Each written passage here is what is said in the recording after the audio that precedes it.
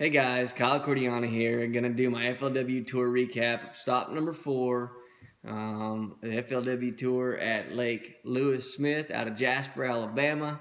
Jasper, Alabama was so awesome. Volunteers helping hook up the boat, drop the boat in, pull the truck up, hook the boat up. They were so helpful. Ran into town for the meeting and ate at Mr. Bean's barbecue and it was all, had a bunch of butterbean memorabilia everywhere. And I'm up there at the salad bar making my salad, and something catches the corner of my eye, and I turn and look, and like 5 yards away from me is Butterbean himself, just like right there next to me. And my eyes get like this big. I'm like, it's Butterbean. And anyway, I got to meet him, and I took a cool picture with him, acting like he was going to punch me, and he's huge. Like, he's like, I think he's only like 5'11", but he's like 430 pounds of just meanness. Guy can take a punch and deliver one 10 times as strong. So anyway, so that was cool.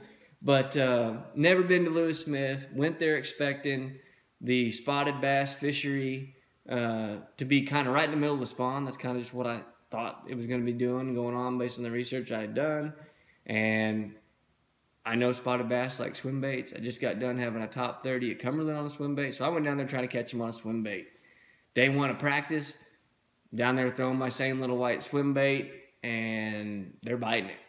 The rain came, the lake come up 3 or 4 foot. I got like 60 bites the first day, but they were all small, and I didn't have much weight to show for it, and I was kind of worried about that. Day 2, the lake is now up, and it's still rising. Still a bunch of little bites, but I started getting some better quality bites, still on the swim bait. I was catching a few on a jerk bait, a few on a Ned rig, an inchworm by Jean LaRue, even got a couple of whopper plopper topwater bites, but for the most part, everything was on a swim bait for me in practice, and I ended up catching a 474, which is my personal best spot that I've actually put on a set of scales, and I caught 3 other ones that were, solid 3 to 3.5, and so I started thinking, I can catch some pretty decent weight chasing spotted bass. That's what I want to do, so that's what I'm going to do. Day 3 was a little bit more of a struggle for me. Morning started out right. I did do something cool with a Jean LaRue pinhead, and I put it on a fluke. And another LaRue pro that you might know, Jacob Wheeler, kind of told me to give that a shot whenever I want to try a different fluke tactic. So I tried that. I employed that tactic, and you'll get to see in the practice video, day 3, where literally I get down, I tie the bait on, I feel like I'm in a fluky area, I tie the bait on, and I think my second cast I catch like a pretty good spotted bass, like a 2 3/4 on it. So that's a real cool way to employ that Jean LaRue pinhead, is add it to a fluke. It kind of belly weights the fluke because the pinhead has a weighted body on the hook. And so you still get that sporadica of a fluke, but it sinks a little faster. Anyway, so try that tactic. I didn't get to use that in the tournament, because the watercolor all changed and it came up and all that. But anyway, so day 3 went like that. Day 1 of the tournament, get out there, it's raining again, the lakes come up, and they weren't dropping it very much, so it was slowly falling. The fish were kind of freaking out. Realized real quick the fish were post-spawn for the most part. They were all real skinny except for just a few big ones, so the spotted bass were definitely post-spawn. I didn't hardly catch any largemouth, but the couple that I did were little and they were skinny too, so I thought everything was post-spawn going into the tournament. Day 1, I go out, it's raining, it's miserable conditions, and I'm not getting bit very good, but about every hour and a half, I'd get a bite, and they were better quality. I was catching between 2 and 3 pound spotted bass, and I think I had 3 that were pushing 3 pounds, and I just got real fortunate to get better quality bites. I don't know if 7, 8, 9 keepers is all I caught on day 1, but I had almost 13 pounds, and that had me sitting in 35th place. Day 2, I'm just going to go try to grind out and see if I can get the spots bite early in the morning. There was a little bit of a shad spawn and stuff going on in certain areas. I tried to target those areas, but I think the bait had left from practice because the spotted bass weren't there. They weren't feeding on them.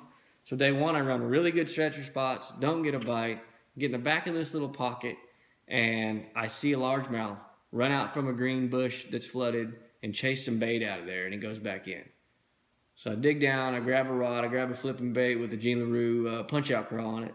I stand up, I punch it, I don't punch it, I throw it to the bush, let it sink, dong, I catch like a 163 largemouth.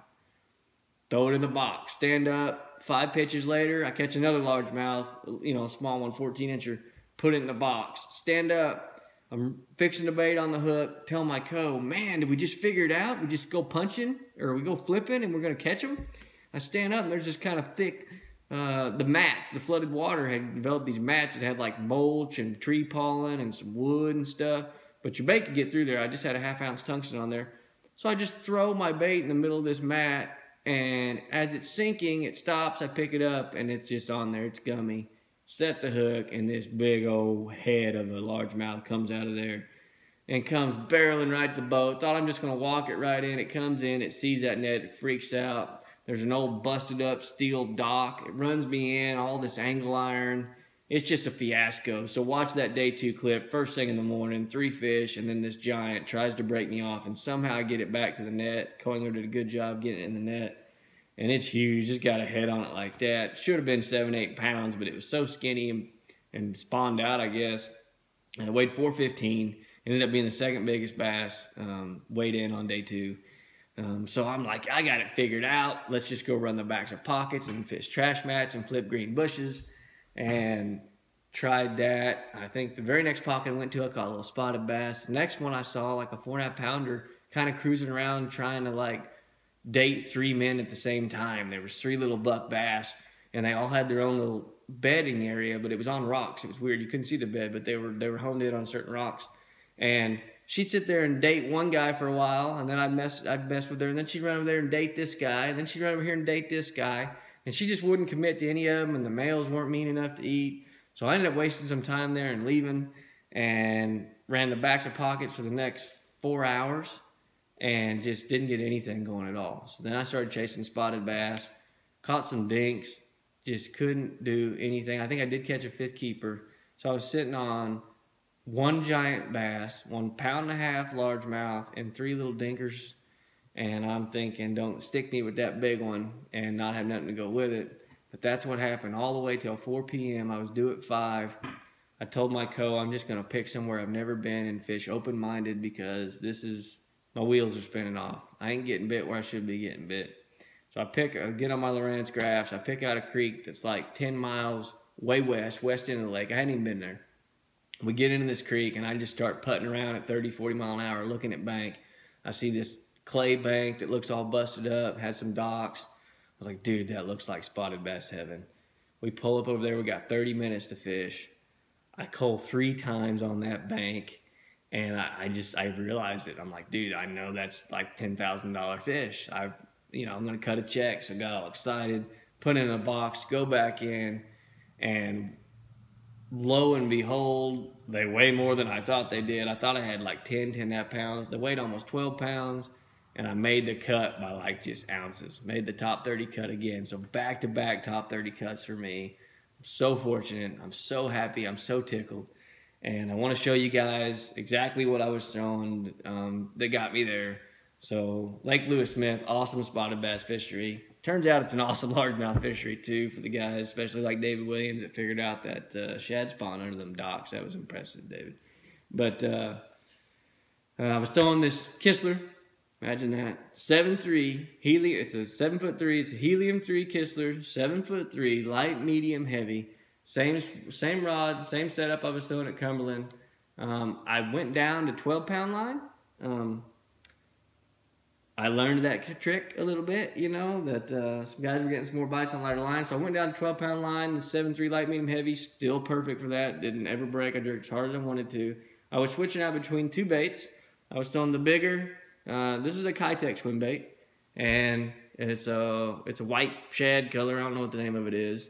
And I was throwing it on a 3/8 ounce jig head, and just throwing it out there. And I really wasn't letting it sink very much. I felt like those fish were feeding up, and they were still looking for the shad that had spawned the night before, and so they're still looking up. And so really, I just tried to keep this bait just out of view where I couldn't see it or a little bit deeper. And man, when they eat it, they just knock the snot out of it. But Brian Thrift kind of whooped my butt at Cumberland, whooped everybody's butt, and throwing a little bit smaller bait. So for a smaller bait, I paired it up on a 1/4 ounce head, and this is the Gene LaRue Sweet Swimmer. So You know, exact same look of what I was doing there with that bigger bait, but just a little bit lower profile, same boot tail. It's got really good action.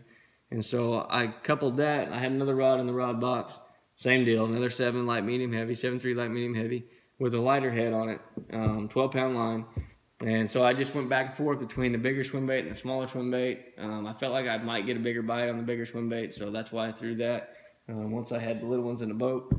And on day 2, when I decided to try to go flipping or just wind it out, this is a KLX 7-foot. This is the Texas Carolina rig worm jig rod. So this is a 7-foot heavy, moderate fast action. So this is pretty stout stuff. I'm throwing it on 17-pound fluorocarbon. This is the bait I was throwing. This is a green pumpkin, watermelon with green flake kind of deal. This is the Wheeler punch-out crawl. I had a 1/2 ounce black GT tungsten by Opticast. Had the weight pegged. This is a 3/0 flipping hook. And I literally was just flipping that in there on the edges or right in the middle of those green flooded bushes, letting it fall to bottom, pick it up, and they'd either be swimming with it or I'd feel them thump it and set the hook, and was able to just horse them right in on this Ardent Apex Elite. And that's really what got me there. Those are the only 2 baits. That's what got me there. That's what got me. I ended up moving up on the final day. I had almost 12 pounds again, and finished 19th. Cut a good check, and now I'm home and happy and smiling. I'm a little bit tired, but got to go to work tomorrow. I get 2 weeks of work and then heading to Kentucky Lake. I do want to talk about and this non-puncture system. There's this big movement on culling tags. I'm still watching I'm still watching live, and I'm watching people use cull tags that puncture the bottom of fish's mouth, and I want to get everybody on board with that movement to quit putting holes in the bottom of the fish's mouth. I think it's just better for the fish overall. So when we go catch them and somebody new comes along and catches some of these retreads, they don't grab them and their finger goes through their lip, and it's got to make it harder for that fish to eat. And I just think it's better around the board. And Cal Coast Fishing, in my opinion, makes the best puncture-free system. They made the first version. They found ways that they can better the product, and they've bettered it. And it's the best non-puncturing cull system out there. And here they are. It's the Cal Coast Clip and Cull 2.0, second version, 2.0. And this is what they are. The difference between the original version and the 2.0, there's a few different things. The size of the head of this thing, it's a lot smaller, it's a lot lower profile, and doesn't cause the fish to feel as much in his mouth. So really it's just that thin little diameter, that little black piece there, just that little thin diameter. That's the only thing that fish feels when it shuts its mouth. So it's not big and bulky. It's not as, we increased the tether by like 2 inches, and so it sits further in the live well, so when the fish is swimming around the float, it doesn't feel the buoyancy of the float down. The release mechanism is similar, however it's been optimized. You still stick your thumb in there and you squeeze it to open it, and then you just ratchet it down. You want to make sure you get it ratcheted all the way down, right there, all the way down. And the ratcheting system, the lock system, a little bit better so that it doesn't pop open. You get 7 of these now instead of 6, so you'll get 7 of these in a package. So if your dog gets a hold of one and chews one up, you got an extra or whatever reason. There may be a reason why you need 7. But for bass fishing, it's always nice to have a spare because we're accident prone and we do stuff all the time. And if you're going to get those, you need to have the money beam. You've seen me use it if you watch any of my videos. But you can clip the Clip and Cull 2.0 at the top, or you can slide it in there at the bottom. It's got 2 different places. And you just slide it in there, and you can weigh your fish. So it's a really cool system. Doesn't puncture the fish's mouth. It's really quick and easy to cull your fish, and check it out. Money beam, super affordable stuff, guys. If you want to get it at a discount, you can use my code. It's Cortiana15, CORTIANA 15. You'll get 15% off. So feel free to get on there and order you guys some of that stuff. The other thing is Russell Marine Products. They make the cool anchor lights that you see on top of the power poles, so that anglers no longer have to take the time of taking the anchor light in and out. It's permanently on. You turn your lights on, it hardwires right into it. And so they have the light, And for the longest time, they were working on, I don't know what they called it, some type of